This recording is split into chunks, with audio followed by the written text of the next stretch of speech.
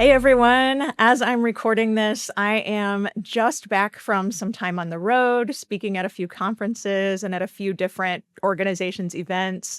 And the topic we are covering today on this episode is something I talk about pretty much everywhere I go. And that is the topic of customer experience. Getting the customer experience right, or better at least, is so important to our bottom line. It affects patron retention and customer loyalty. It affects brand sentiment. It affects whether people post about our organization and their experience online. Word of mouth is shown to be 5 to 10 times more effective for marketing than traditional or typical marketing channels alone. That comes from McKinsey, plus a ton of other different studies. So all of this is to say, customer experience matters a lot. And yet, also, in many ways, one of the reasons why it is so hard, or at least can be so hard for organizations to improve upon it, is because it takes multiple departments, teams, people, job functions to make strides here, to make strides in this area of customer experience. It's not just the marketing team does this or the production team does this. You're going to hear examples of what I'm talking about in this episode and how people really work cross-functionally to make a great customer experience. For now, though, before we get into the interview, what I want to say is that in my book and on previous episodes, I have talked about the 3 elements of customer experience, the way I define it, at least, the 3 elements of customer experience. And those elements are really about the new customer when I often write and talk about this topic, to be clear, because long-time or loyal customers, they're in already. Like, that's why the newcomer experience matters so much. The experience for the non-aficionado, it matters so much. Everybody else, the long-timers, they're loyal by definition. So it's not that we don't care about their experience. It's that the pain point or friction, the place to improve upon, lies with the people who aren't coming back or aren't regulars or aren't our subscribers or donors. And these days, that group of people, the non-aficionados, the non-loyal people, are bigger and bigger portions of our audience. Okay. So for some organizations, to put some numbers to it, subscribers are now less than half the audience base.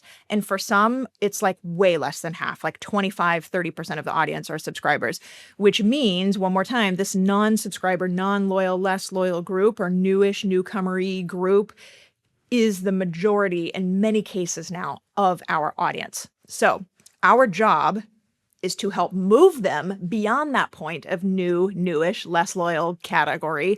And our job is to help give them such a great experience that they do post about it online, that they do share it with others.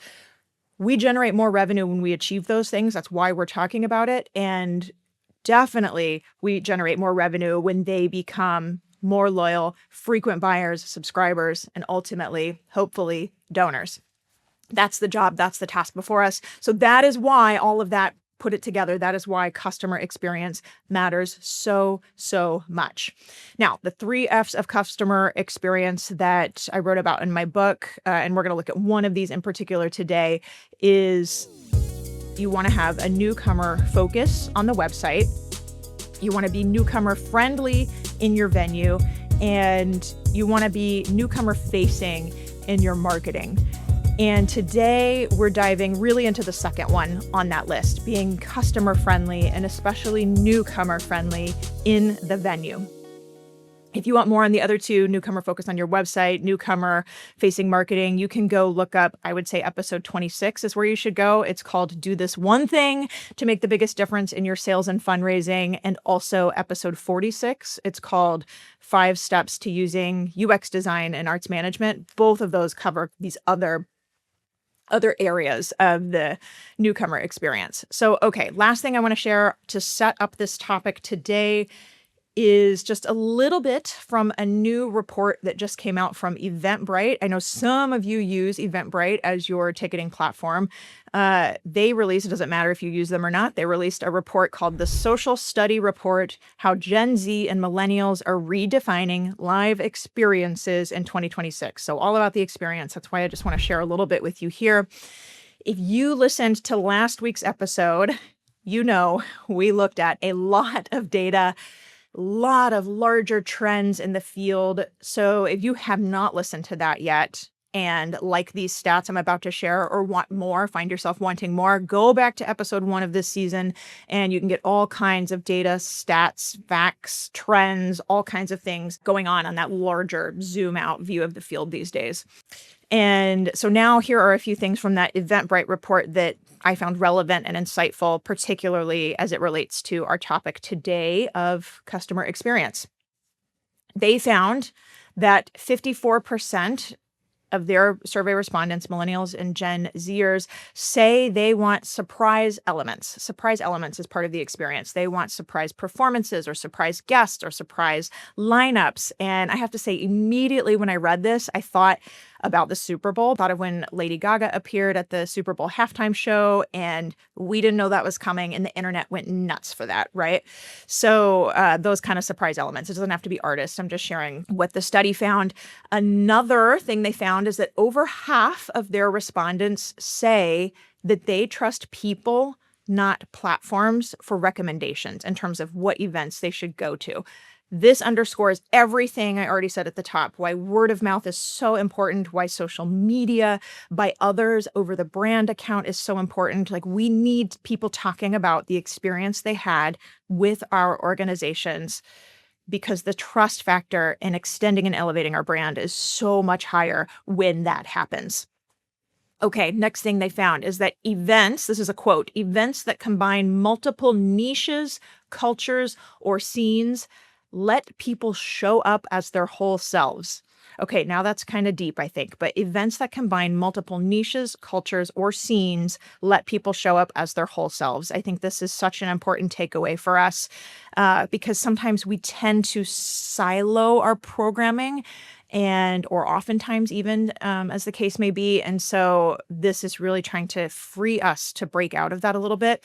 To put some numbers behind it, they said 69% want to attend more events that combine different worlds or interests. We are so going to hear about an organization nailing this from our guests today. So stay tuned for that. 47% of these respondents said they are interested in mashup events, quote, to try something I've never done before. This also affects our programming.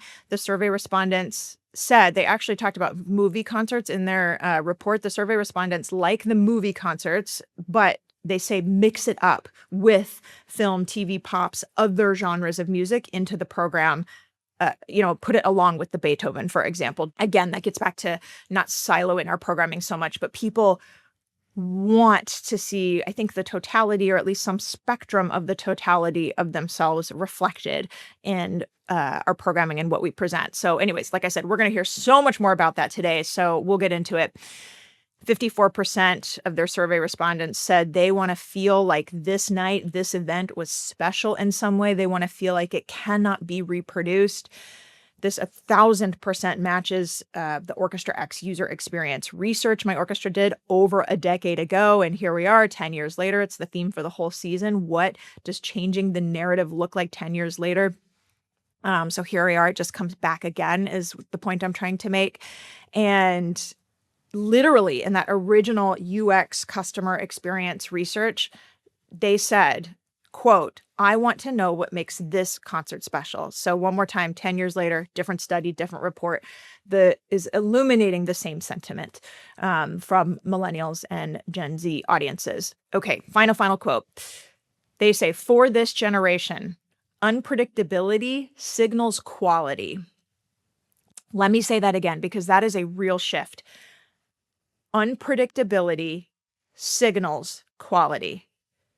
We are so used to defining quality very differently than that at our performing arts institutions in particular. So I think this is something to pay attention to. It's something that when I read that in a report, just like the little spidey sense needle goes up of, okay, that's different.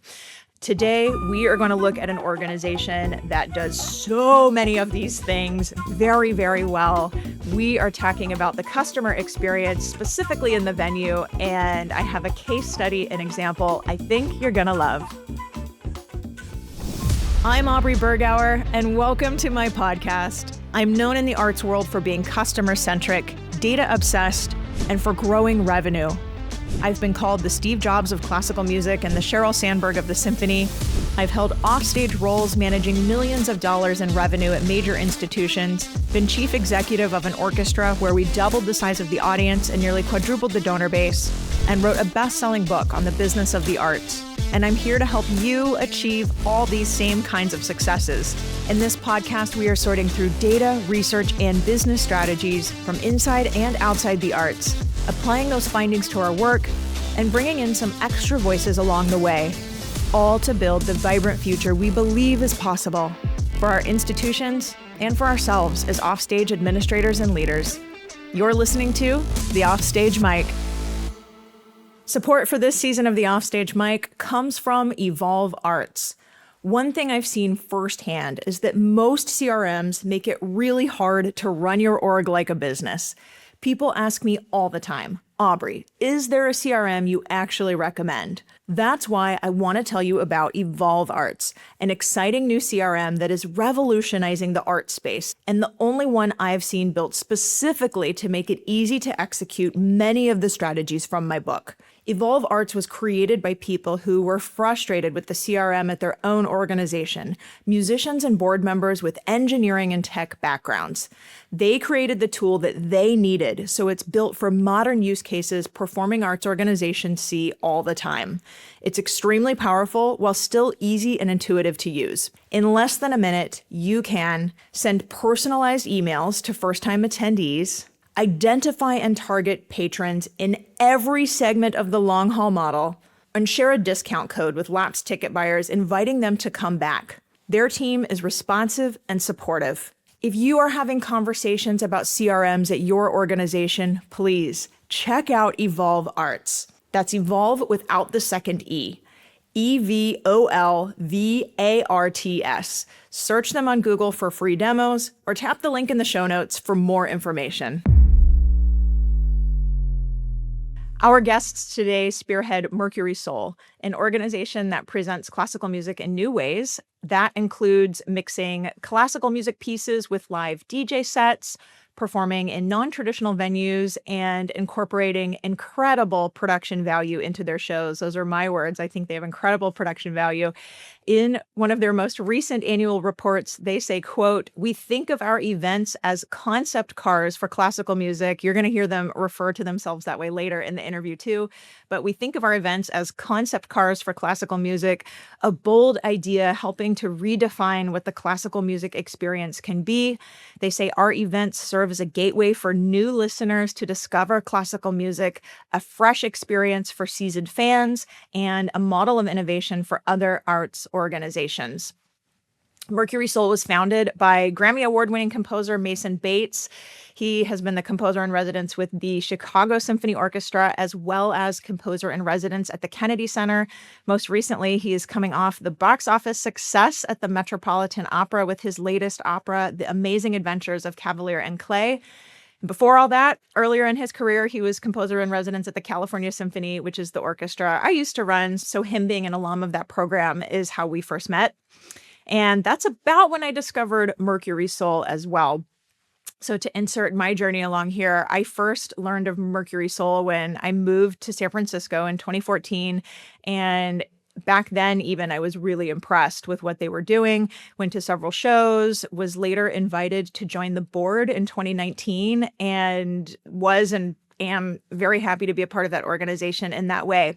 So to further set up this conversation, in 2021, as part of the organization's growth, we, the board, had gone through a strategic planning process and decided it was time to move to hiring a full-time executive director. We talked in the last episode, if you recall, about how we have to invest in order to grow our organizations. And Mercury Soul is an excellent example of that. We knew collectively that it was the next necessary step to further growing the organization, further professionalizing the organization, and having the capacity to expand on the things that were working and really just level up. So, back then, 2021, maybe 2022 at this point, Mason and I then worked together to do the executive director search. It was like our little search committee within the board. And we knew that we needed a specific set of skills for that role. And even at the time, I remember we thought that it likely couldn't be or wouldn't be a person who had only worked in classical music. We knew we needed somebody with club experience, but also needed somebody with fundraising or nonprofit experience, somebody who needed to be a counterpart to Mason's vision. And we found Toby Suckow in that search, who you are going to meet today as well. Prior to Mercury Soul, Toby spent 16 years in the live music industry as talent buyer, manager, and marketing director for Bimbo's 365 Club. She was booking and marketing concerts for artists, including names you may have heard of, like Adele, Robin Williams, Coldplay, The Flaming Lips. Later, she served as director of marketing and operations for an environmental nonprofit startup, helping to grow that organization from a fiscally sponsored baby project into its own independent 501c3 with over $2.5 million in revenue annually. She is now in her third year in the executive director role with Mercury Soul, and the organization just continues to grow under her leadership, which you'll hear about in the interview.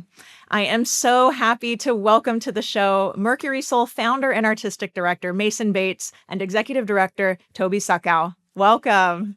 Great to be here. So I want to start, Mason, I want to start with you. I want to start with the history, sort of origin story of Mercury Soul. Can you just talk us through what are the original just thoughts and ideas for starting this organization? Yeah, it started around 2008, 2009 out here in San Francisco. I think the biggest impulse was it would be so great to bring people to classical music who just can't seem to make it to the concert hall. And could we create something kind of like a concept car that you see at, like, I don't know, the Detroit Auto Show or wherever that happens, that you wouldn't necessarily drive all the time. It wouldn't be your daily driver, but it would allow you to experiment with new things. So for us, that means concert format, how to, for example, let people know what they're hearing without a program. So that means like kind of immersive wall map projections that sometimes are just design elements, but sometimes they turn into like, the name of the composer, program notes. And so people all of a sudden learn all this stuff just by like being there. These are things that I think could be really useful in the concert hall. At the moment, 0% of orchestras are doing it. We're going to talk more about that. Yeah. We're going to come back to that. Yeah, right. So Mercury Soul just became a way to do that. And of course, there are two halves to it. I mean, there's the classical outreach part. That's kind of the core of what we do. But a lot of it is DJing and kind of club atmospherics. And so we want to bump up that end of the equation as well. And so by bringing live musicians into DJ sets, it kind of expands into the human realm what I think EDM generally kind of falls down on, which is kind of adding a little animal warmth. Thanks for that. Now, my next question is, who then is coming? Because you said you made Mercury Soul originally for people who weren't necessarily getting into the concert hall. My personal experience is that it's a bit of a mix, but I don't know if that's actually true or what the data show. So for either of you, like, who's coming? Describe the audience for Mercury Soul. I think it's everybody. I mean, Toby has the data, but you're exactly right, Aubrey. Like, it's a very mixed crowd. Like, the most mixed ever. Like, we'll have kids who are like 8 years old, and then we'll have symphony people who are, like 68 years old. I think we have a kind of a core group of people, kind of far in between that. Many people who are classical curious, but maybe don't regularly go to the symphony. I think it's just, for us, incredible to see such a big age range. Toby, you've got like numbers. I don't know if we need to like pull Yeah. And And also too, it's not just the ages that vary. I think that's the most exciting part of it. It's people from all different backgrounds. Even our data shows that they come from all sorts of different areas of the Bay Area This even. is like the holy grail of Bay Um, Area, by the way. I just have to insert that. The fact that people travel to come. Sorry, I just had to insert that it's a big deal here, I feel like. Yeah. It's true. It really is. But yeah, so it's really exciting to look around these shows and to see young, old, and just a huge variety of people. You have people that are more there, that typically wouldn't come to a classical event. They'd more go for a nightlife or an EDM DJ night. And then we have people that would never come to see a DJ and they come for the classical. So it's really this beautiful moment of bringing all these different backgrounds together to have this shared experience. And then continuing with you, Toby, talk about, now that we've established who's the audience, talk about the growth in the audience. I know from reading our own annual reports that 2024 was a record-breaking year in attendance, and then 2025 surpassed it. So talk through just the growth in audience since you've come on. Yeah, I think it's really been remarkable. The fact that like before, Mercury Soul always was having shows and they were kind of at the same level. And now we've been able to, year after year, make a new record and in the following year shatter that record. And that's both with ticket sales and that's for show gross as well. So it's not just that we've got more people in the room, it's actually that our earned revenue is really growing. That's amazing. This is a question for both of you. I want to get into like the nuts and bolts of the show itself. So how do you design or build a Mercury Soul show, like from idea to execution? Just talk kind of through all of it from beginning to end. How are you designing a show? We're dealing with club venues generally or untraditional concert venues. Basically, in a nutshell, we can't get a date like a year ahead. They are constantly trying to see who is on their calendar. We're having to kind of compete for spots with people. So short story is, with venues like that, it's kind of hard to get a year out on those. So in every case, it's about the specificity of the venue. Like what is their timeline? Anyway, once we get that, we'll go to the space, we'll walk around. There's 0% of this that you can do virtually. You really have to go there, figure out what it's like to walk in, what's the entrance, egress, what's the space like, what does it sound like? And then we often will have our sound designer and our visual projectionist there to kind of talk through like, okay, where could we best, project information? Where's the best place for the stage? That all happens before we even know what we're doing, before the programming happens.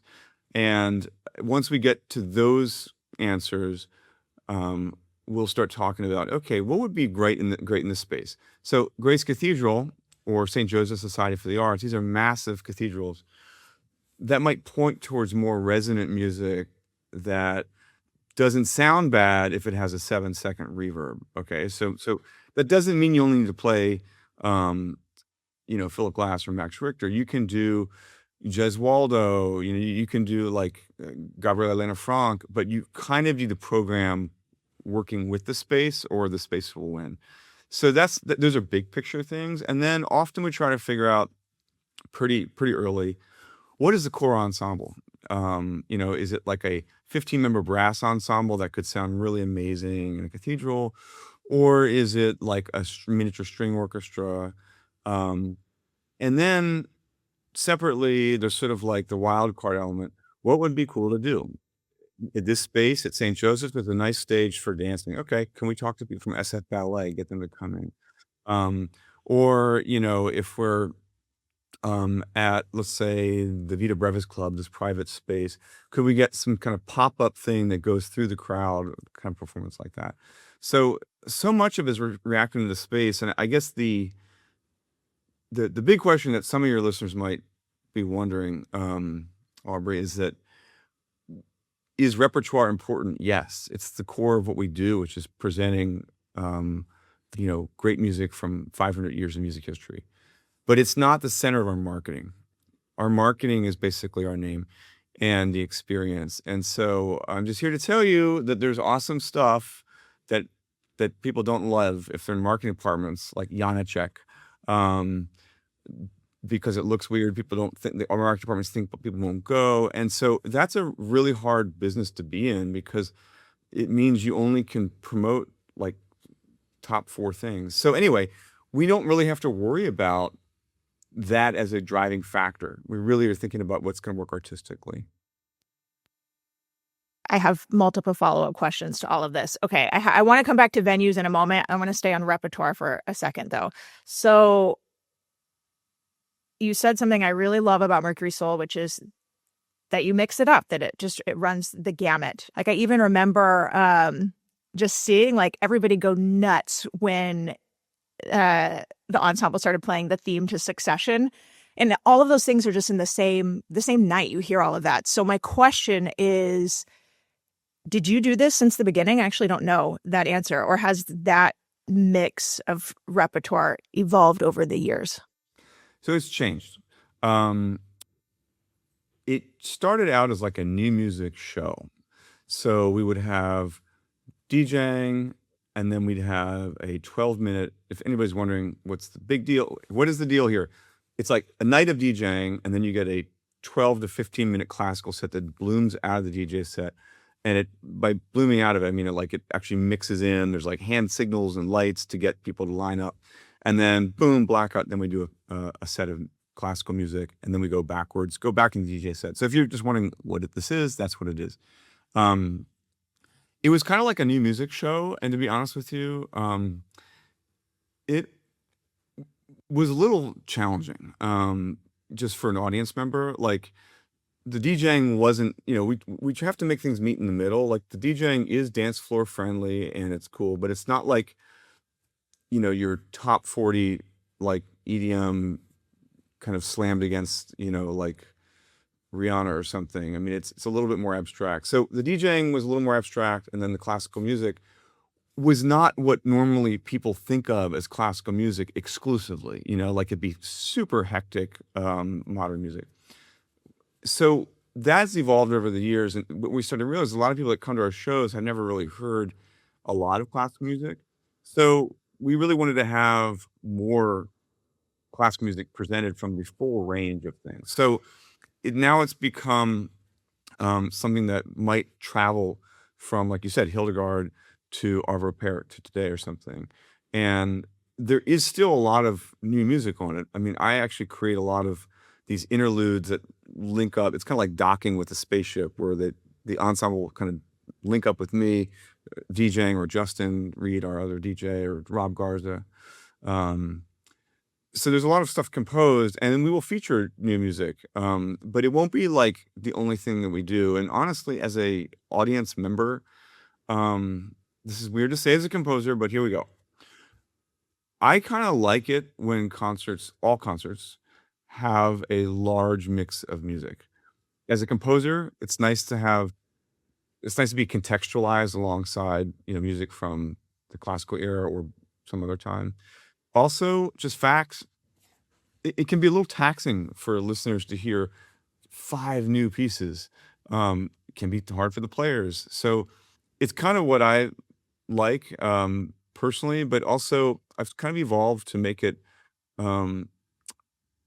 able to support 600, 700, 800 people showing up at these events. We want to make it something that's accessible. Yeah, this really is one of my favorite parts of Mercury Soul, just the mix of the repertoire. And you said this before, but I just want to underscore it. In the marketing materials, you're not listing repertoire. This is counter to like what every other classical music organization does. Like, people are coming because they want this experience. They want, they want the brand Mercury Soul, which is programming liberation for you. Then you get to put whatever you want, and people are coming anyways. So I just think that's just the best thing a classical music organization could have. Yeah. I think similar to how programming choices have evolved a bit, I think my perception is that choosing venues has evolved. It's not strictly club venues anymore. So can you talk us through that and just share more about the whole process of venues? Yeah, definitely. I think one thing to kind of back up what Mason was saying as well is like when we're looking at the season as a whole, we have these large kind of tentpole spectacular experiences, but we want to have varied experiences throughout the season. So we also will have smaller events. We will have events that are for our donors only, which is something that we've started doing, which has been very popular. And that's just so it's always a little bit unexpected. And, we want to keep it fresh. We want to keep it exciting. And this does have us going into a lot of venues that we've never been into before, which is exciting, but it's also can be challenging. But I think too, it's a cyclical thing. Like as we keep growing and we can go to other venues and say, here's photos of what we did at Grace Cathedral, they are so much more likely to say, oh, okay, I can see what you've done in the past. I can see the numbers of how many people are attending your events. Definitely, we'd love to make space in our calendar for you. Okay, we've talked about projections a few times, so let's really talk about projections / projected program notes. So you all describe it in all the Mercury Soul materials as ambient information. This is my other absolute favorite thing about Mercury Soul is how you do program notes in particular. That is the nerdiest sentence I've ever said in my life. I'm realizing as the words come out of my mouth. I love how you do program notes. But the reason I love it is because there's no book that people hold. There's no paper. There's certainly no paragraphs of information being distributed. Instead, the program notes or information you're sharing about each piece of music is projected onto the walls of the venue, basically kind of one sentence at a time. So my first question is, who writes those? I don't know the answer to that. Who writes those? I do. Okay. There's not a lot of words. So, and then how are you timing them out? Are you timing them out like super titles at the opera? Is there somebody following the score and advancing to the next one at marked times, or is it not that precise? How does it work? So we'll do what you just described. If we have text for a song or an aria, that will be tracking. But generally speaking, we just kind of beforehand figure out what the rate that those need to go by and what that rate is. And then I think after about 2 minutes, they go away. We really want the focus to be on the musicians. I'll just tell you right now, I mean, the business with visuals at a classical music event is so much harder than it looks. Because once you have a screen and you're doing stuff, so we don't really have screens, we have walls. But once people see that, it creates an expectation. So you have to be very careful that you don't suggest that you're about to watch a movie or whatever. So it has to be kind of, when I say ambient, kind of wallpapery, can be super beautiful. But better than a screensaver, but it's not going to be you're watching a Spielberg movie, right? But the program notes, that was what we started with 15 years ago, was just we'd have a violin shape with the notes inside it, and it would be static on the wall. Gradually, I started to say, well, if we're going to do that, why don't we make the words kind of have a little more of a designed element so they can kind of be a little less stodgy. And then when we're not projecting the information, why don't we kind of really hype up the visuals during the DJ sets so that we can, create this kind of immersive experience. So what you're seeing now is a result of an evolution away from strictly just projected program information and more I know it sounds a little bit pompous, but the ambient information is how can someone like my son, who's 16, walk in, experience something, and then come out and say, dude, that guy Jez Waldo was nuts. It's yes, I'm glad you read the notes. Yeah. Well, that's what we want, though. We want, I don't know, the storytelling element worked in like that. So, okay, I think this is one of, okay, I'm just going to say, I think this is one of the top things from Mercury Soul I think orchestras could adopt. Yeah. Exhibit-based organizations too, to be honest. What are the pro tips you can offer based on how you do it, what you all have learned over the years, what's worked or what definitely does not work? Like you said, don't set the expectations so people don't think they're watching a movie. That's a great pro tip. What else? What are the other pro tips, either about workflow process or the final product? Number one, you can do this. Everybody can do this. It will increase your audience. It might not do it in one night, but here's the deal. It's a switch. It's a dial. It's not a switch. Okay. So let's say 10 on the dial is you are tripping on LSD at a Pink Floyd show. Okay. So we're not going to do that.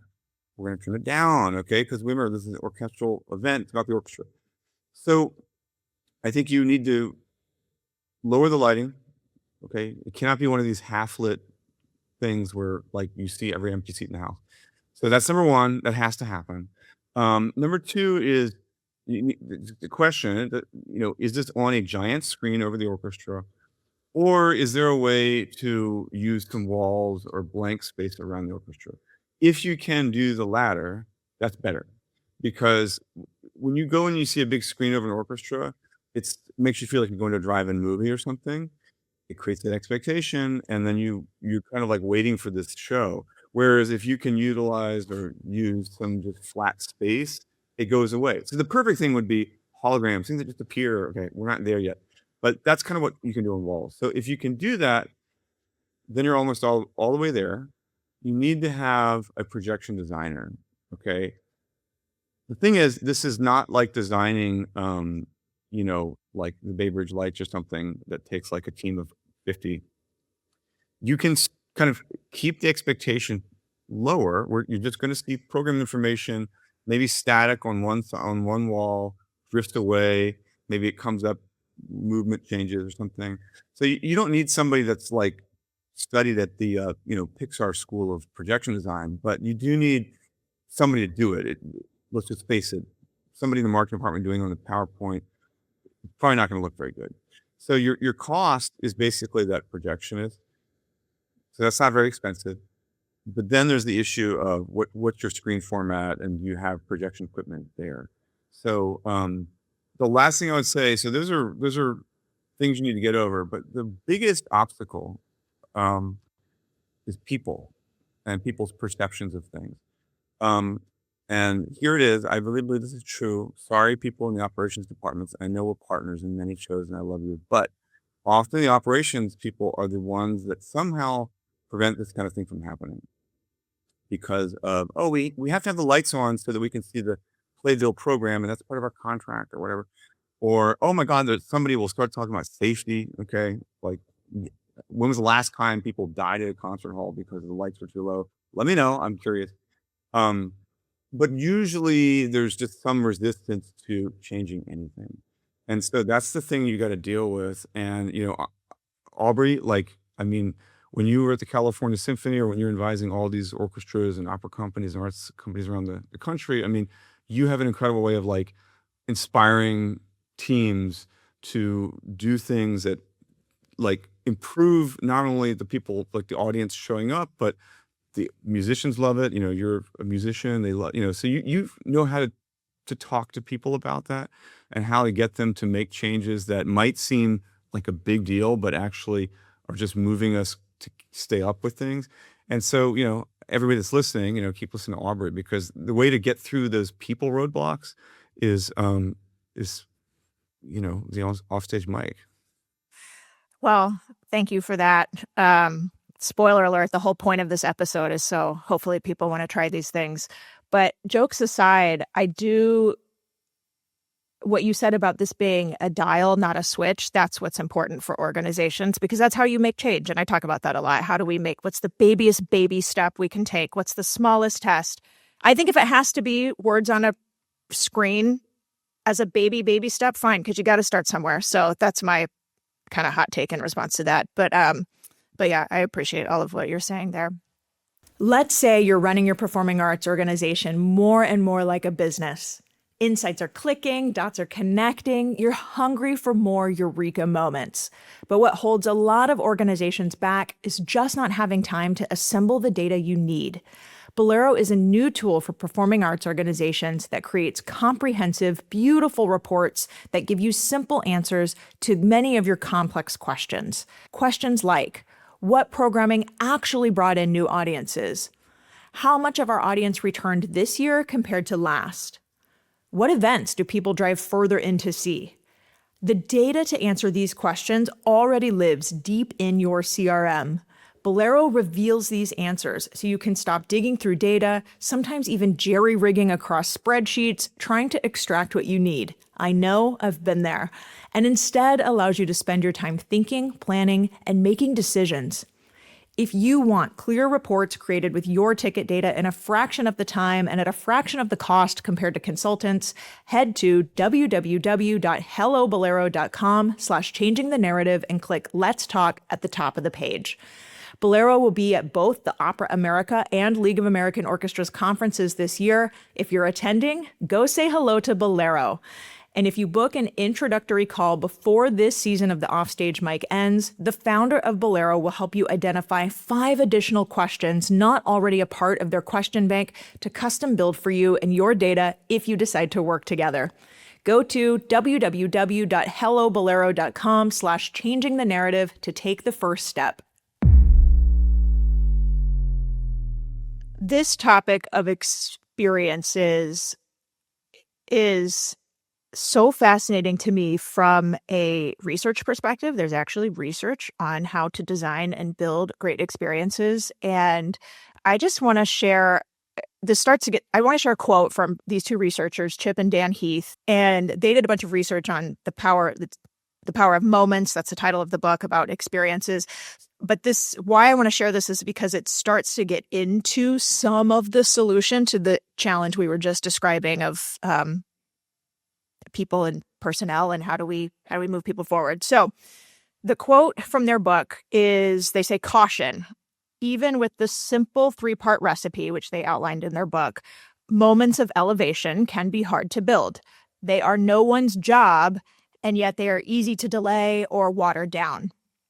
End quote. So I feel like they're describing kind of this issue that you were just speaking about, Mason. So I think part of the problem, sometimes at least, is that it's usually no one's job to think about a new or better way to deliver program notes, for example.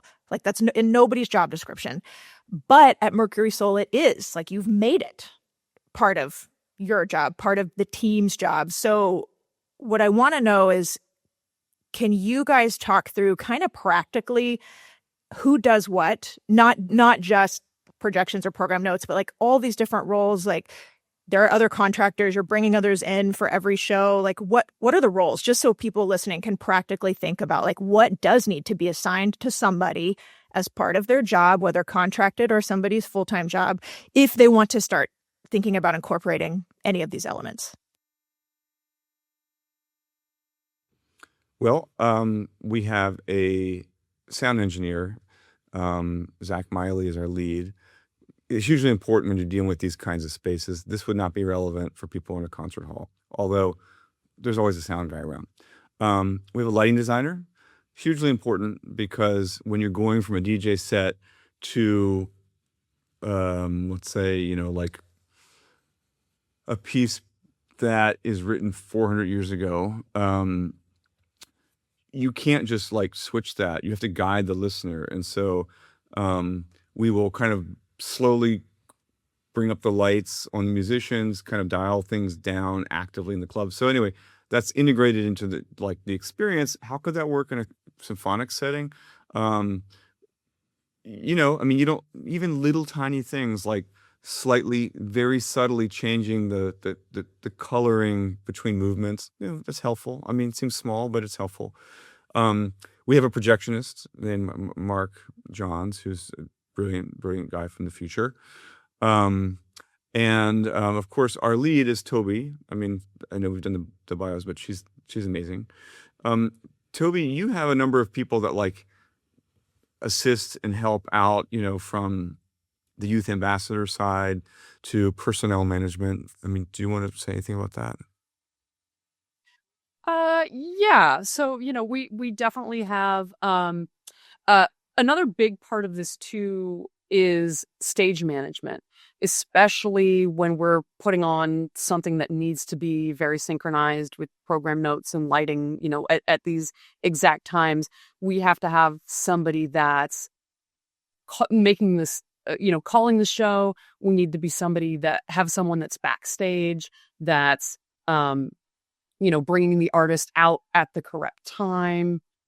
Somebody that's helping the audio person who's at the front of house deck, making sure that everybody has the proper microphones. So there's a lot going on with those roles as well. And then we've also got, people taking tickets at the door, and then we've got our youth ambassadors as well. And so basically at every event, Mercury Soul highlights a young performer. And so, we want to highlight them, bring them out. Yeah. And we've got marketing as well, which is primarily done in-house. Yeah, there's a lot going on. That's a lot of roles and jobs for any size organization. So, okay. One more thing on this topic of experience and research, which is one of the most important things a brand can do to reinforce a good experience is what happens after the experience. I talk about this a lot when I talk about first-time buyer retention. What are we saying to follow up? But Toby, I want you to talk about the post-event emails. I think this is so brilliant that you send these emails out afterwards. It's so great for memory recall to, like I said, reinforce or remind people of that experience they recently had. So what do those emails entail? And then please just brag about them because I know they perform well. Yeah, they definitely do. We've got it's at least a 75% open rate for all of those post event emails, which is fantastic. So basically, after people attend an event, they receive an email, and it's got the program notes basically. So it'll go over the repertoire, have pictures of the composers. It'll talk about the performers, and what's especially popular too is we always have a link in there that will have the gallery. And so we have the photo gallery. So we have a professional photographer that's available at every single show, and he'll take stunning photos of the production itself, but also of the audience, which is key. So people can look through there, they can find photos of themselves, they can remember these performances that they just saw. A lot of this content gets shared on social media, which then again helps our word of mouth. And so that's one of like our follow-up things. Another is definitely straight out of the Aubrey playbook, which is when we've started doing VIP ticketing, and the second anybody buys a VIP ticket, they get a handwritten note of thank you. And, it also explains that a portion of this ticket is going to help Mercury Soul and our education program. These are the things that you've helped accomplish. And we immediately start speaking to them as part of our donor community, which I think is so helpful. Oh, there's so much. You just said there's so many gems in every to unpack in everything you just said. The memory recall and the click-through rates, open rate of 75% is kind of insane. I mean, that's so high. It just shows how engaged that group is, which they should be. They just came, bought, attended, all of that. So that makes sense. The encouraging word of mouth, I was just writing the script. Word of mouth is 8 to 15 times more powerful than a traditional marketing message. Anyways, I could go on and on. I just think what you're not doing, to be explicit, is saying, will you please take our post-performance survey? I could get on the soapbox so fast about that, of why that's not the most effective follow-up. So anyways, I'm just waxing poetic about what you've done with those. So, okay, let's start to bring this conversation home. This is a question for both of you. So both of you I want to answer, but if you could make a wish or wave a magic wand, what one thing would you take from Mercury Soul and bring to a traditional orchestra or any other traditional artistic discipline? I said mine was probably projecting program notes, but you guys may have different answers. I'm not sure. So what's your wish? Well, this is kind of a large category, but I would love for orchestras to make the show about the orchestra's name. So let's go to the San Francisco Symphony. What's playing? I don't know. It's always awesome. If they could do that, they escape this commodity hell of, wait, you know that Beethoven actually markets a little higher than Mozart? Okay, whatever. So if we can get away from that, and people go for the experience and the brand identification, then you have protected your programming freedom, which is what we need, right? I mean, we can talk about all this stuff, jive ass, like lights, camera, action kind of stuff, but at the end of the day, classical music is really about a deep experience. And so we have to deliver on that. We're not doing, yes, it's fine for people to do video game shows or whatever. But that's great, brings in revenue. But the core classical music experience needs to be about deep repertoire. And you can get to many deeper places if you don't have to choose between four of the same people. So I will say that one of the things that Mercury Soul really does well is the social aspect of our events and the freedom of our events, which is not always the case in the traditional classical environment. And if people come from a background where they're more used to DJ events, concerts, you're not used to, okay, I have to sit down at this point and I have to leave my drink here, and there's no talking, and there's just less social aspect. And I feel like there could be better ways to integrate that. Thank you for that.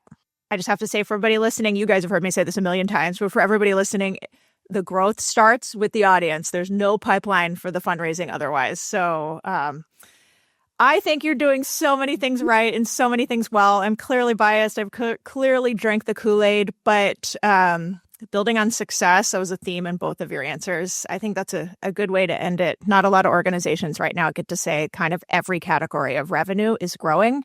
For a lot of organizations, it's kind of the opposite. So I'm just so happy that Mercury Soul gets to set an example in that way. So thank you both so much for being here, Mason, Toby. I learned some new things too. So it's just been a real pleasure. Thank you. Thank you for having us. Yeah, thank you so much. And thank you so much for all the advice that you've given to Mercury Soul that has helped us get these accomplishments. You guys are so good.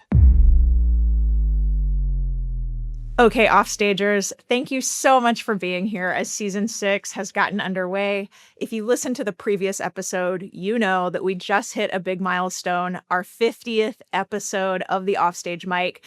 Most podcasts don't make it this far, and the only reason we have is because of you. So I want to celebrate that with you by giving you some gifts. That's right, we are doing a good old-fashioned giveaway as a way to say thank you so much for getting this podcast to where it is today. So think of me right now, picture yourself in like a big basketball arena. I'm with a big t-shirt cannon because we are giving away 10 Changing the Narrative t-shirts. I'm wearing it right now. If you're watching, you can see it. It says, let's clap between movements. And that's what it says on the front, because speaking of customer experience, like this whole episode has been talking about, this line is a nod to or quote from my work on audience experience, user experience research I mentioned, and how so many newcomers express the feeling of shame when they didn't know when to applaud or got shushed for clapping at the quote unquote wrong time. So it says, let's clap between movements. And on the back, you can't see it, but it says, make it about the art and the audience. So we have a picture of it on my website, so you don't have to look at me kind of trying to wear it and point and all of that right now, but we're giving away 10 of these. We are also coming out of this imaginary t-shirt cannon, picture gift cards, me firing away 10 $100 each gift cards towards any Changing the Narrative program of your choice. That includes my Audience Development Bootcamp, my Run It Like a Business Academy, and my Up-Level Leadership Development Program that can be used for yourself or for your organization. And last, but certainly not least, this is the highest value item coming out of this t-shirt cannon being fired at you in the arena, is a free Audience Development Bootcamp for your entire organization, as many people as you would like. That's a $500 value. And actually, it's kind of like a $1,000 value, because when you do the boot camp, you then get $500 off the Run It Like a Business Academy, should you want to continue your training. So altogether, this is a few $1,000s worth of giveaways, and it is all for you. So how to enter to win one of these, go to my website right now. It's aubreybergauer.com/51. That's 51 for episode 51. And you'll see all the instructions there and a place to enter. There are even ways to get multiple entries. If you want to enter more than once, you'll see how to do that. So you need to enter before the end of the month, before April 30th. This is the last episode, probably, we're going to be talking about this. So right now, in your ears, or if you're watching with your eyes, this is the last time you're going to learn about this. So go get the goods that are waiting for you. This is my way, again, of saying thank you, thank you, thank you for your support of the podcast and just being able to celebrate this milestone with you. Okay, one more time. That's aubreybergauer.com/51. That's all for today, folks. Thanks so much for listening. And if you like what you heard here, hit that button to follow and subscribe to this podcast. And if you've been around for a few episodes now, would you please consider leaving a quick rating or review? I really can't thank you enough for your support in this way. To all of you, one more time, thanks again. I'll see you next time on the Offstage Mic. This season of the Offstage Mic is produced by me, Aubrey Bergauer. Additional production support as well as editing is by Moriel Digital. Our theme music is by Alex Grohl. Additional support this season comes from Sandy Kabasi and Johan Dudui. This is a production of Changing the Narrative.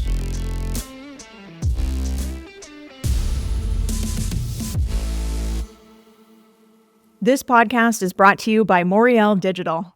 We all want our arts organizations to reach wider audiences and engage our communities, right? Well, a video podcast is a great way to do that. But as I know too well, podcasts take a lot of time and technical skills to do well. That's why I partnered with Moriel Digital. They handle the technical elements of production, editing, and distribution, so I can focus on showing up and sharing ideas that matter. To learn how podcasting can help you reach and engage your audience, visit moriel.ca/podcast. That's MORREALE.ca/podcast. Or hit the link in the show notes.